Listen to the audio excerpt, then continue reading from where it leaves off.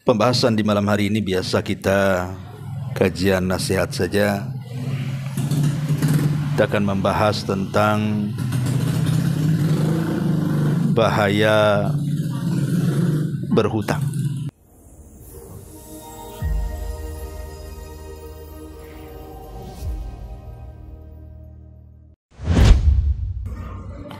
Bismillahirrahmanirrahim.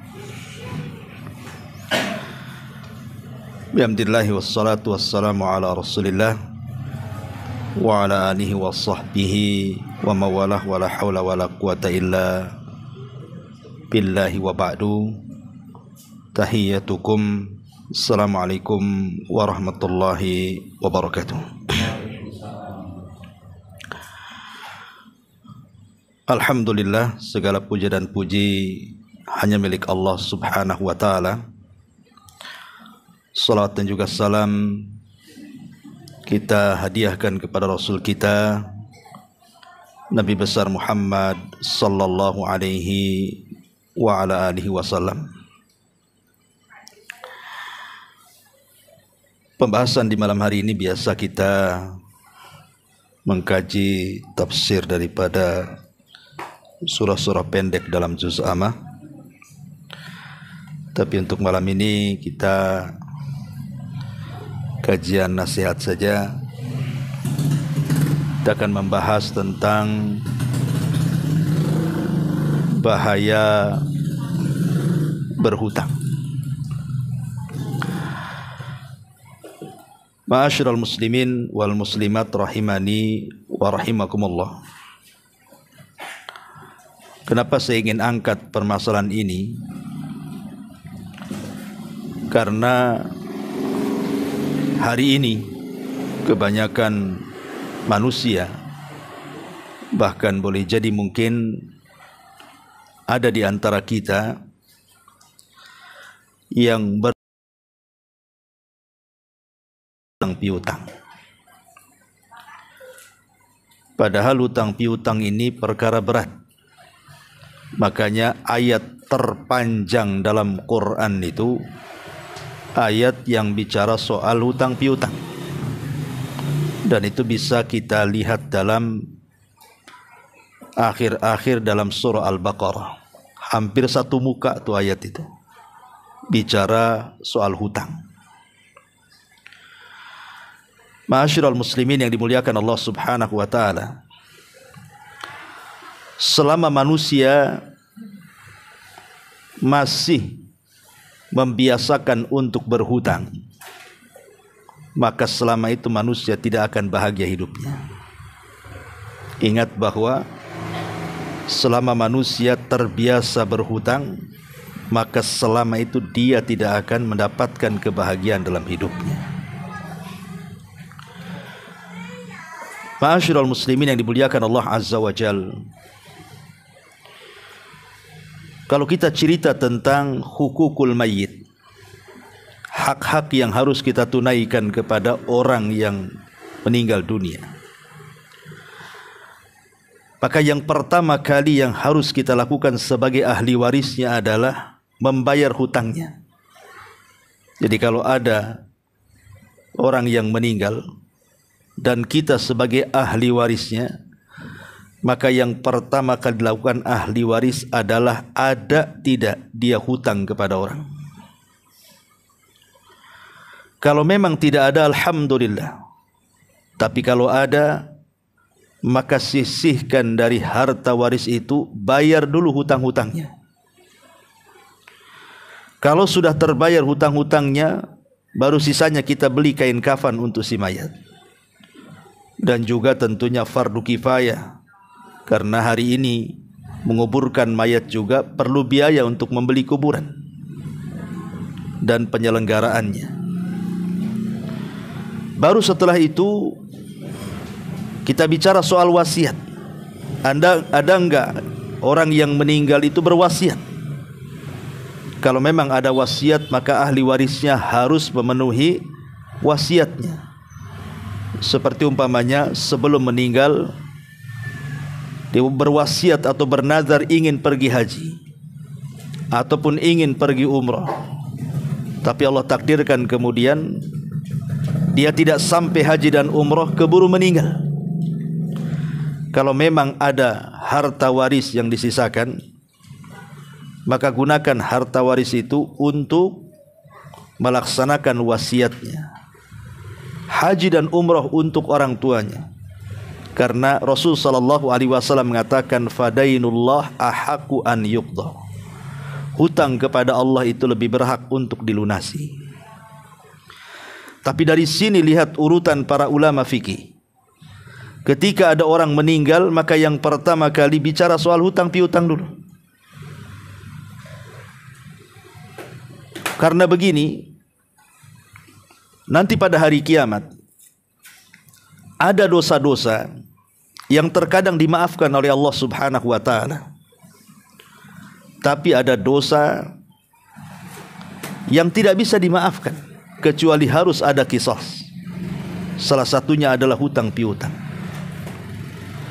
Sebanyak apapun amalan yang kita lakukan di dunia, sampai pun kita ini ke taraf jihad sekalipun, berperang di jalan Allah kemudian sampai mati syahid, kalau yang mati syahid ini punya hutang, maka dia tidak akan langsung masuk surga. Kata Nabi SAW, kullu syahidin maghfurun illa sahibu dainin. Setiap orang yang mati syahid diampuni dosa-dosanya kecuali dia punya hutang. Kalau seandainya amalan sebesar syahid, orang yang mati dalam pertempuran yang Allah katakan harusnya dia masuk surga tanpa hisab dan adab, tertahan masuk surga karena hutang piutang. Apalagi hanya amalan-amalan di bawah daripada orang yang mati syahid. Kemudian dia meninggal, tiba-tiba kemudian meninggalkan hutang. Di zaman Nabi SAW ada orang meninggal. Kemudian para sahabat memandikan orang yang meninggal ini. Kemudian mengkafani orang yang meninggal ini. Kemudian siap disolatkan. Setelah siap disolatkan, maka para sahabat memanggil Nabi SAW untuk menjadi imam. Tapi sebelum Nabi SAW menjadi imam kepada jenazah tersebut, Rasul bertanya, apakah dia punya hutang? Maka sahabat yang lain mengatakan, ya, dia punya hutang 2 dinar. Maka Nabi SAW mengatakan, sallu ala sahibikum. Kalau begitu solatkan sahabat kalian dan aku tidak mau menyolatkannya. Nabi SAW lari, tidak mau menyolatkan orang yang punya hutang. Dan menyerahkan solatnya kepada para sahabat. Solatkan dia oleh kalian, tapi saya tidak mau menyolatkannya. Akhirnya ada seorang sahabat namanya Abi Qatadah radhiyallahu anhu mengatakan, ya Rasulullah, solatkan dia, aku yang akan menanggung hutangnya. Islam pun menyolati jenazah itu. Kenapa? Karena ada sahabat yang menjamin mau menyolatkan, mau membayarkan hutang jenazah tersebut. Setelah disolatkan kemudian dikuburkan. Keesokan harinya Nabi SAW berjumpa dengan Abi Qatadah dan mengatakan, ya Aba Qatadah, bagaimana dengan 2 dinar itu? Sudah kau bayarkan? Maka Abi Qatadah mengatakan, ya Rasulullah, bukankah dia baru meninggal kemarin? Kemudian Nabi SAW pergi. Kemudian hari berikutnya Nabi SAW berjumpa lagi dengan Abi Qatadah dan mengatakan, ya Aba Qatadah, bagaimana dengan 2 dinar itu? Maka Abi Qatadah mengatakan, ya Rasulullah, aku sudah membayarnya. Kata Nabi SAW, al-an ya Aba Qatadah qad barudat qabruh. Sekarang wahai Aba Qatadah, kuburan orang itu sudah menjadi dingin karena sudah dibayarkan. Artinya kalau seandainya orang yang meninggal punya hutang dan belum dibayar, kuburannya panas. Tetapi setelah dilunasi hutang-hutangnya, maka kuburannya akan mendingin. Harus waris. Jangan pernah menyiksa orang-orang yang sudah memberikan harta secara percuma kepada dia. Tanpa bekerja dia dapat uang banyak dari warisannya. Tapi tidak berpikir soal hutang-hutang orang yang sudah meninggalkan warisannya itu. Padahal lihat Nabi SAW ketika Abu Qatadah sudah menjamin 2 dinar itu, Rasul mengatakan, "Al-an ya Abu Qatadah, kuburannya sudah dingin." Betapa banyak anak-anak yang menyiksa orang tuanya di kuburannya, padahal harta warisnya banyak. Harusnya dibayarkan dulu tuh hutang-hutangnya, supaya orang yang meninggalkan harta itu dia merasa senang di dalam kuburannya. Ma'asyiral muslimin yang dimuliakan Allah Subhanahu wa taala. Seorang muslim itu punya izzah, punya kehormatan. Seorang muslim itu harus punya izzah, kehormatan. Tapi orang yang berhutang hilang kehormatannya. Karena biasanya orang yang berhutang itu dia akan merendah diri kepada orang yang akan dipinjami uangnya kan. Dia tidak berani membusungkan dadanya. Pasti dia akan berkata dengan kata-kata yang lirih, dengan rayuan-rayuan gombal, dengan janji-janji palsu, merendahkan diri di hadapan orang. Padahal Nabi SAW mengatakan, yaddul ulya khairun min yadis sufla. Tangan di atas lebih baik daripada tangan di bawah. Mana kemuliaan kita? Harusnya seorang muslim itu zuhud, supaya dicintai manusia. Allah mencintai kita, manusia juga mencintai kita. Izhad fid dunya yuhibbukallah, wazhad fima indan nas yuhib. Dunia Allah suka, dan zuhudlah kepada manusia, manusia suka dengan kita. Arti zuhud kepada manusia, jangan pernah meminta-minta berhutang kepada manusia, karena itu merendahkan kita. Dahulu sebelum Islam di zaman jahiliyah, kalau ada orang yang berhutang dan tidak sanggup membayar, maka dia akan menjadi budak sampai dia membayar hutangnya. Kalau dia tidak bisa membayar hutangnya, maka selama itu dia menjadi budak kepada tuannya. Itu di zaman dulu. Di zaman sebelum Islam, di zaman jahiliyah, kalau seandainya Anda berhutang kepada saya, kemudian Anda tidak sanggup bayar, maka saya akan perbudak Anda sampai hutangnya dilunasi. Tapi dalam Islam tidak demikian, Allah mudahkan. Bahkan dalam Islam ada aturan menagih hutang. Fanadiratun ila maisaratin, lihat kemudahan orang yang menghutangi atau yang berhutang kepada kita. Ma'asyiral muslimin yang dimuliakan Allah Azza wa Jalla, masalahnya kehidupan hari ini berbeda dengan kehidupan orang dulu. Kalau orang dulu mereka punya hutang itu rasanya tidak pernah merasa aman hidupnya. Tuhifu anfusakum qabla amniha, kata Rasul. Jangan membuat ketakutan kepada diri kalian setelah datang keamanan. Dulu kita aman, tiba-tiba timbul rasa takut. Kemudian Rasul bertanya, apa maksudnya wahai Rasul? Maka Rasul mengatakan, ad-dainu, hutang. Lihat orang yang hutang, ketakutan hidupnya kan. Apalagi kalau sudah jatuh tempo, apa enggak takut hidupnya tuh, gemetar-gemetar tuh. Jangan-jangan dia datang lagi. Kemudian hidupnya mengurung diri dan menutup diri. Malam dia stres, bingung, tidak bisa tidur. Siang pula dia menghilang, sembunyi di kolong ranjang karena takut. Ya. Pada Rasul mengatakan, jangan kalian membuat takut setelah adanya keamanan. Makanya saya nasihati sama ibu-ibu ini, jangan suka berhutang, kasihanilah suami itu. Karena gara-gara ibu ini gara-gara kemudian ingin hidup seperti tetangganya. Tetangga punya itu, ingin itu. Kalau bisa seluruh perabotan rumah tangga itu sama dengan tetangganya. Mulai dari kulkasnya, kompornya, peralatannya semua. Tapi masalahnya kemampuan suami tidak sampai ke situ.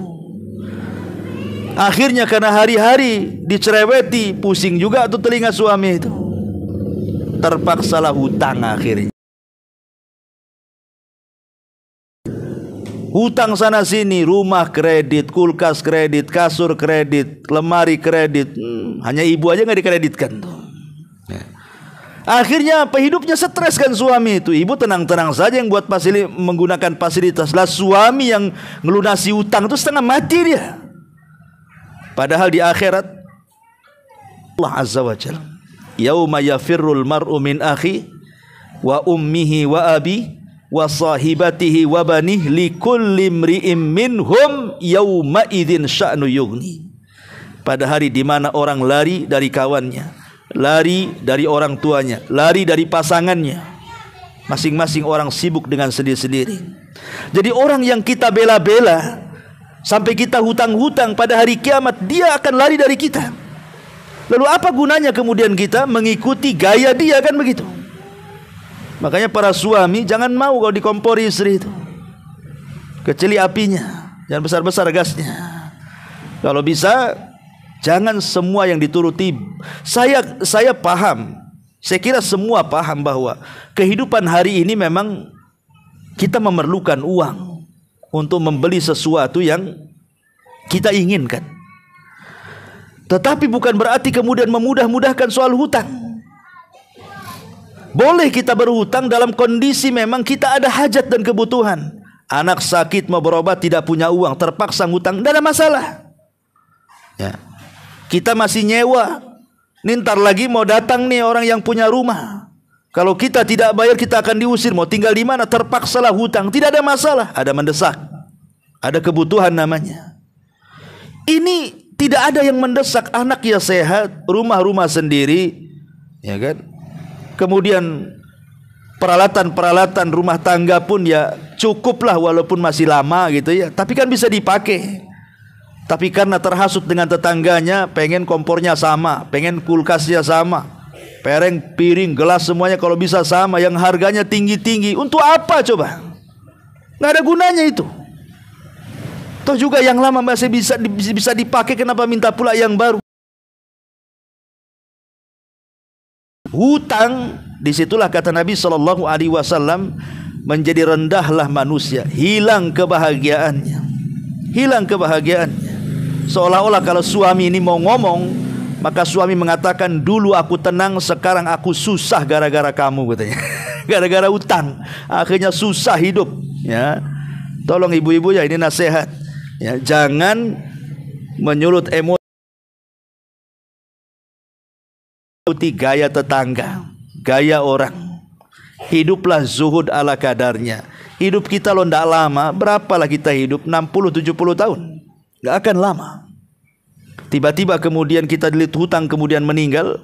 Orang yang mati syahid saja tidak bisa masuk surga karena hutangnya.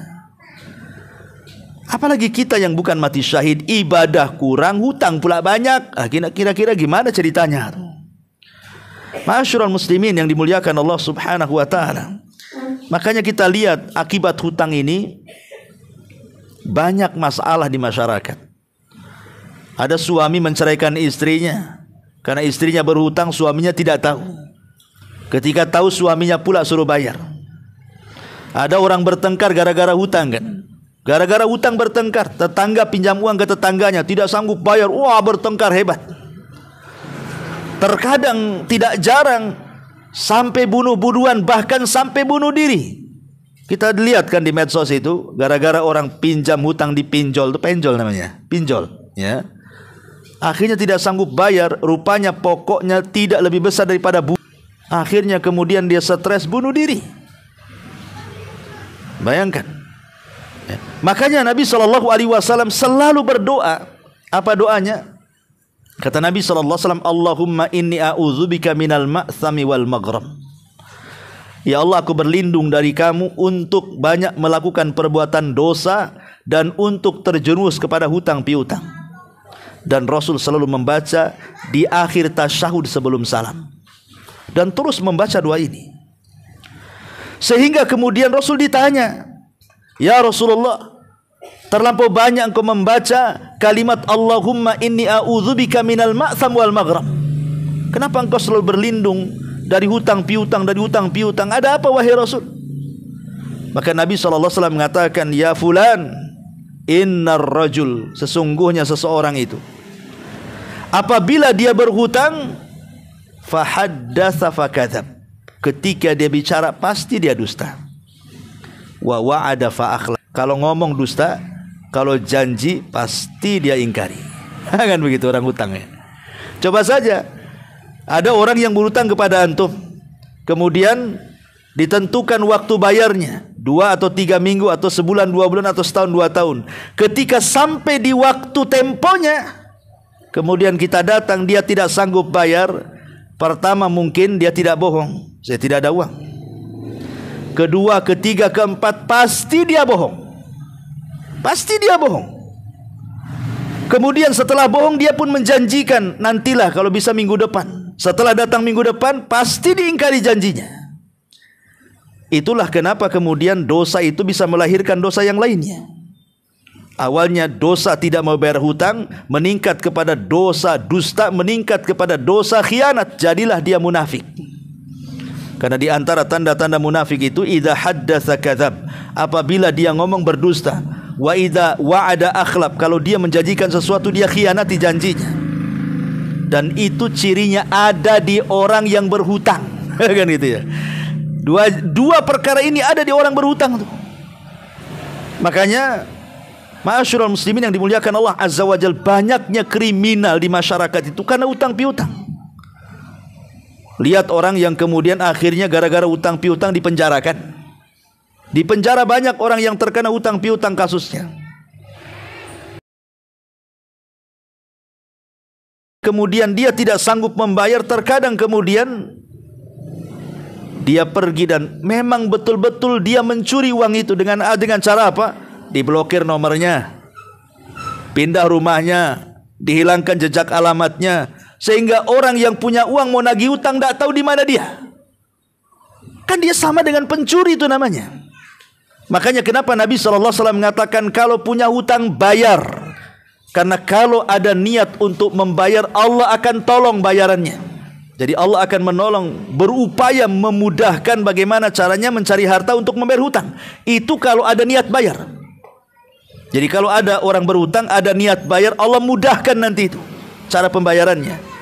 Tapi kalau seandainya orang yang berhutang dan dia tidak ada niat bayar, Allah hancurkan kehidupannya di dunia dan di akhirat.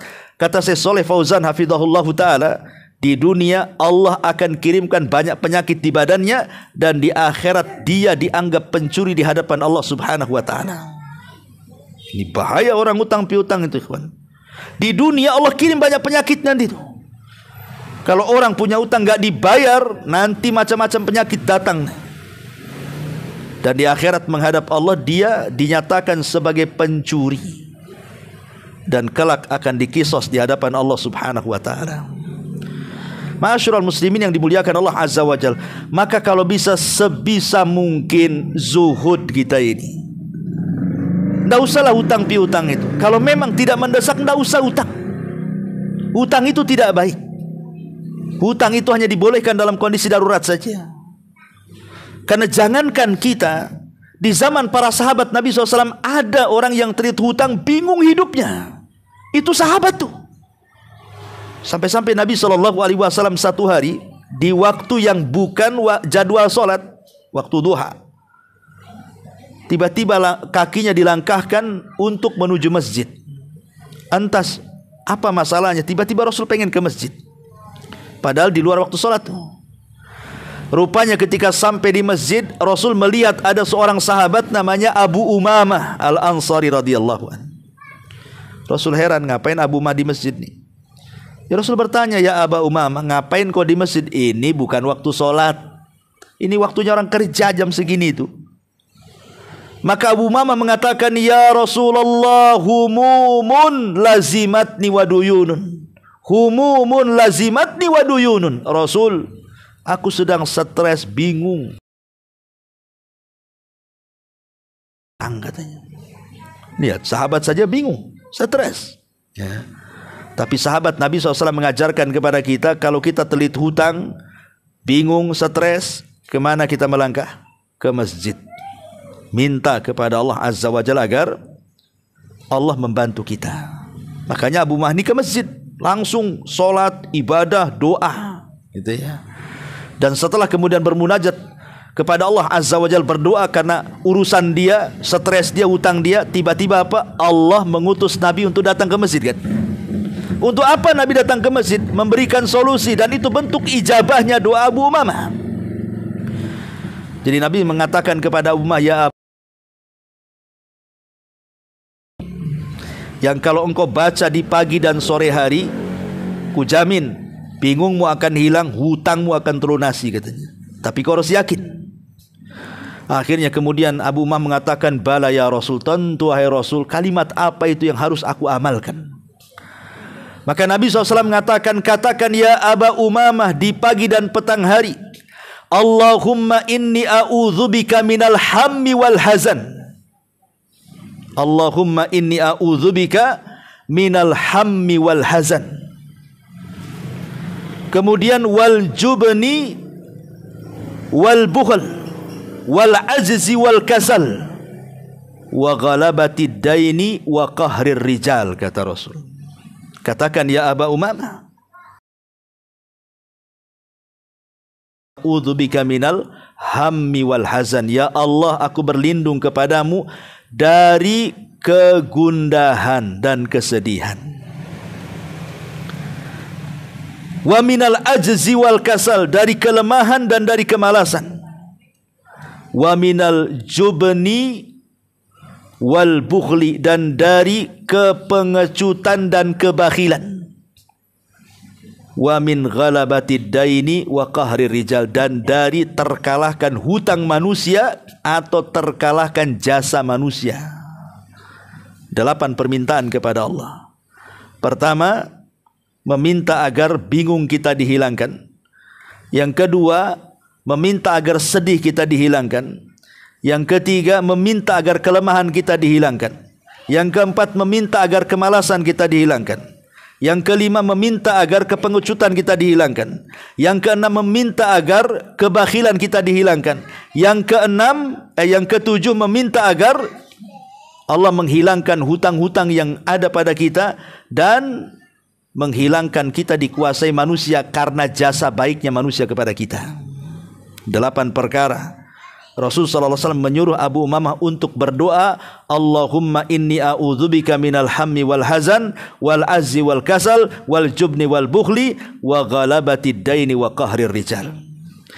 Setelah kemudian berlalu beberapa waktu, Abu Umamah mengamalkan doa ini dengan senantiasa berusaha. Subhanallah, tidak membutuhkan waktu yang lama. Kata Abu Umamah, ketika aku membaca doa ini pagi dan petang, azhaba anil hazan wa qadha anni dain, kata dia. Tiba-tiba hilang kebingunganku, terlunasi pula hutang-hutangku, katanya. Tapi harus yakin. Yakin kepada Allah Subhanahu wa taala. Ma'asyiral muslimin yang dimuliakan Allah Subhanahu wa taala, makanya ada doa yang sangat bagus sekali bagi anda yang telit hutang nih, ya. Berdoalah dengan keyakinan penuh kepada Allah Subhanahu wa taala. Kemudian doa tidak mungkin akan diijabah kecuali akhdhu bil asbab, mengambil sebab juga. Satu, berdoa kepada Allah, yang kedua ada usaha, ya. Dan usaha itu akan Allah mudahkan. Dari Ali radhiyallahu an, Nabi sallallahu alaihi wasallam, dari Ali radhiyallahu an, satu hari ada seorang budak mukatab. Mukatab itu budak yang ingin merdeka dari tuannya, sehingga dia berjanji kepada tuannya akan menyerahkan uang sekian dengan sekian, kalau sudah lunas aku bebas, tidak jadi budak lagi. Tapi kemudian dia tidak sanggup untuk membayarnya karena besarnya tebusan kepada tuannya, malah jadi hutang akhirnya. Kemudian dia datang kepada Ali radhiyallahu anhu mencari solusi. Bagaimana cara melunasi hutang-hutang kepada tuannya ini? Maka Ali radhiyallahu anhu mengatakan, baik, akan kuajarkan kepadamu beberapa kalimat yang Rasul sudah mengajarkan kepadaku. Yang Rasul sudah mengajarkan kepadaku, kata Ali, lau kana alaika mithlu jabali sir dainan addahullahu anka. Kata Ali radhiyallahu anhu, kalau engkau memang memiliki hutang sebesar gunung, oh senang nih, dan mengatakan, ya Amirul Mukminin, ya Ali, doa apa yang diajarkan Rasul kepadamu tuh? Maka kemudian Ali mengatakan, katakan Allahumma kfini bihalalika an haramik. Allahumma kfini bihalalika an haramik. Ya Allah, cukupkan aku dengan kehalalan-Mu. Cukupkan aku dengan kehalalan-Mu tanpa memerlukan apa yang Kau haramkan kepadaku. Kemudian wa aghnini bi fadlika amman siwak, dan jadikanlah aku kaya sehingga aku tidak butuh kepada selain. Doanya hanya Allahumma kfini bihalalika an haramik wa aghnini bifadlika amman siwak. Kan pendek itu. Antum amalkan. Antum baca pagi petang habis sholat, baca saja kalau punya hutang itu. Allahumma kfini bihalalika an haramik wa aghnini bifadlika amman siwak. Ya Allah, cukupkan aku dari perkara yang Kau halalkan kepadaku tanpa aku harus mengambil yang haram. Ya Allah, cukupkan aku, kayakan aku supaya aku tidak berhajat kepada selain-Mu. Doa ini manjur sekali. Bahkan dikatakan para ulama ini mujarrab namanya. Sudah terbukti. Kalau kita baca doa ini dan kita punya hutang kemudian kita berusaha, Allah mudahkan usaha kita untuk membayar hutang-hutang kita. Karena bagaimanapun tanpa pertolongan Allah Subhanahu wa taala kita tidak bisa melunasi hutang-hutang kita. Hanya dengan pertolongan Allah lah perkara besar menjadi mudah, perkara mudah makin mudah. Tapi kalau tidak ada pertolongan Allah, perkara mudah jadi sulit, perkara sulit makin pula sulit, dia tidak bisa menguraikannya. Ma'asyiral muslimin yang dimuliakan Allah Subhanahu wa taala, dari sini ada adab-adab. Adab-adab yang harus dipahami khusus orang yang berhutang nih. Kalau Anda ingin berhutang, lihat adab-adab ini. Yang pertama, lurus dan berpikir tujuan hutang Anda ini apa. Kita harus meluruskan niat. Maksud meluruskan niat itu kita berhutang untuk dibayar. Kita luruskan niat bahwa saya hutang itu saya akan bayar. Jangan kemudian kita hutang tidak ada niat membayarnya, maka akan dipersulit hidupnya. Kemudian lihat tujuannya apa. Kalau tidak mendesak tidak perlu hutang. Ya. Kemudian yang kedua, tidak berhutang kecuali dalam kondisi darurat. Kalau tidak darurat jangan berhutang. Kemudian yang ketiga, wajib melunasi hutang kalau sudah sampai temponya. Wajib. Kalau tidak kita zalim. Sebab kalau kita tidak melunasi hutang orang, sebanyak hutang yang kita ambil, umpamanya kita berhutang 1 juta, pas waktu temponya tidak sanggup bayar, padahal bisa bayar. Kalau dia mau bayar bisa menyicil itu, tapi memang tidak ada niat membayarnya, maka setiap hari pahala sebanyak utang yang kita ambil diberikan kepada orang yang punya utang, diberikan kepada orang yang punya uang. Itu kan rugi, pahala kita diambil setiap hari sama dia. Ya. Kemudian berusaha berhutang jangan kepada orang miskin. Kalau berhutang itu sama orang kaya. Betapa banyak orang kaya jadi rentenir, percuma juga jadinya kan. Ya. Jadi berhutang itu sama orang kaya. Ini berhutang sama tetangga sama-sama susah. Makanya kalau seandainya tidak sanggup bayar, akhirnya bertengkar, sama-sama susah. Aku ini butuh duit, kau janji bulan depan mau bayar, kau tak mau bayar pula. Wah, bertengkar itu. Maka jangan berhutang kecuali sama orang kaya. Kalau orang kaya seandainya kita tidak sanggup bayar, dia hidupnya pencukup kan gitu ya. Mungkin boleh jadi orang kaya yang baik itu dia akan mengulur waktu, ya sudahlah. Karena dia kaya masalahnya. Loh, kalau antum berhutang sama orang sama-sama ya ekonominya sama, oh itu alamat bertengkar itu. Apalagi hutangnya tidak sedikit, banyak, ya bisa lapor-laporan ke polisi itu. Maka dari sini kalau mau berhutang cari orang kaya plus baik, dan jangan berhutang kepada rentenir. Karena hari ini lihat kebutuhan manusia. Akhirnya apa? Hari-hari ketemu riba coba di mana-mana. Seolah-olah bank itu melambai-lambai, utanglah sama saya, utanglah sama saya. Karena apa? Karena melambai-lambai di tiang-tiang. Silakan pinjam dengan bunga kecil kan itu. Ada tuh ya di pagar-pagar, di tiang-tiang, di pohon-pohon pisang itu, silakan cukup gadaikan sertifikat motor. Jaminannya. Akhirnya apa? Hutang tak terbayar, motor pula hilang. Dia pun hilang karena masih belum bayar. Bukan hanya motornya hilang, dia aja hilang karena takut ditagih hutang. Ma'asyiral muslimin yang dimuliakan Allah Azza wa Jalla, maka carilah kalau berhutang itu sama orang kaya plus dia baik, soleh, supaya kalau seandainya Allah takdirkan kita tidak sanggup bayar, adalah keringanan dari dia. Yang kelima, utang hanya sesuai kebutuhan, jangan lebih daripada kebutuhan. Ya. Kemudian juga wajib memenuhi janji. Kalau berhutang itu jangan asal ngomong untuk dihianati, jangan asal ngomong untuk didustai. Memang betul-betul kita berhutang dan kita berazam saya akan bayar. Harusnya seperti itu, ya. Karena Allah mengatakan wa aufu bil ahdi innal ahda kana mas'ula, dan penuhilah janji karena janji itu pasti dimintai pertanggungjawaban di hadapan Allah Subhanahu wa taala. Kemudian yang nomor 7, wajib membayar hutang tepat waktu dan tidak menunda-nunda. Kenapa? Karena Rasul mengatakan matlul ghani zulmun. Orang yang sanggup memberikan hutang, membayar hutang, kok diulur-ulur waktunya, zalim dia. Zalim. Ya. Dia sanggup membayar, tapi diulur-ulur waktu. Pamannya nih, besok hari terakhir kita bayar hutang, ada duitnya. Tapi ketika datang besok orangnya tak datang. Alhamdulillah masihlah bisa kita pakai. Bayangkan, alhamdulillah pula masih. Cari orang itu. Ya. Afwan kan hari ini sudah waktunya, antum gak datang, gak apa-apa, aneh yang datang ke antum. Pokoknya saya bayar. Itulah seorang muslim seperti itu. Dan jangan lupa kalau seandainya kita sudah bayar, berterima kasih, ucapkan jazakumullahu khairan.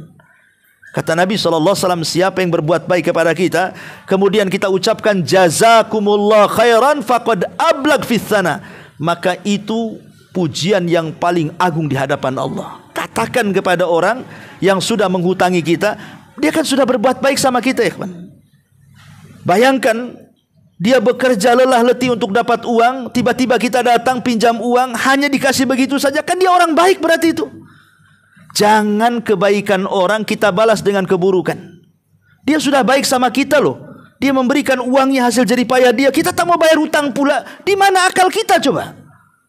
Maka sebagai imbalannya, kalaupun kita memang punya rezeki lebih, kasih hadiah. Selama memang dia bukan ahli rentenir. Lain kalau kita datang kepada rentenir, orang ini tidak dikenal rentenir, dia orang baik saja. Kemudian meminjamkan uangnya. Kemudian sebagai balasannya kita, ketika mengembalikan uang itu kita tambah sedikit, itu bukan riba, itu hadiah namanya. Selama orang yang menghutang itu tidak dikenal membungakan uang, nggak masalah. Dan ucapkan jazakumullah khairan, karena itu adalah setinggi-tingginya pujian kepada kebaikan orang. Kemudian yang nomor 8, memberi kabar kalau bisa. Kalau memang kita tidak sanggup bayar nih, umpamanya nih besok sudah waktunya, kita tidak tahu besok ada uang atau tidak, dan memang kita sudah berusaha, kasih kabar ya kepada orang yang kita pinjami uangnya. Jangan sampai was-was dia. Gimana ya, saya nggak ada uang, atau gimana, saya ada barang di rumah, ambil sajalah sebagai jaminan atau apa. Kasih kabar, jangan buat was-was orang yang punya uang. Kemudian juga yang nomor 9, harus berusaha keras. Jangan leha-leha. Kalau punya hutang itu semangat kerja. Karena bagaimanapun kita khawatir kita mati, hutang pula, dan kita jadi panas gara-gara hutang yang belum tentu ahli waris membayarkannya. Ya.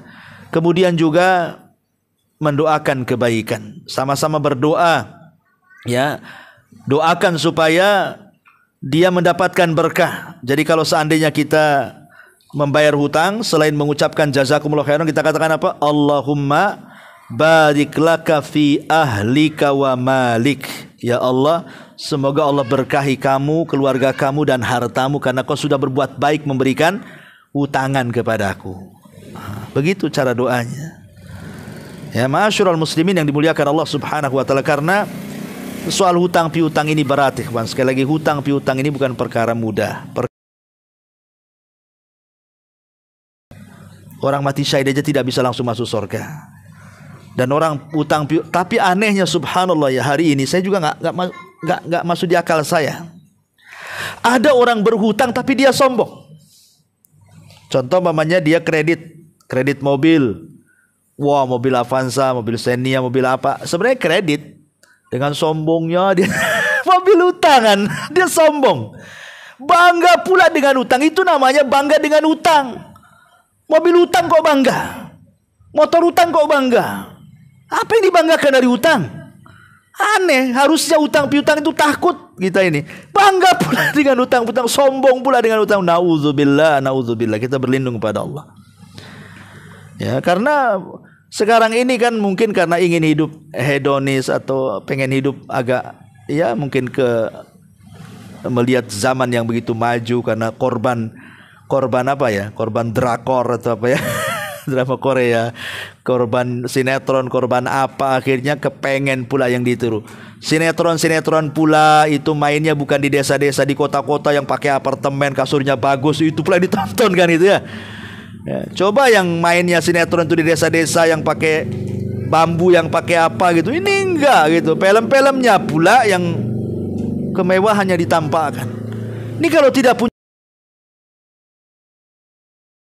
kembali kepada awal, stres akhirnya itu suaminya berhutang sana hutang sini.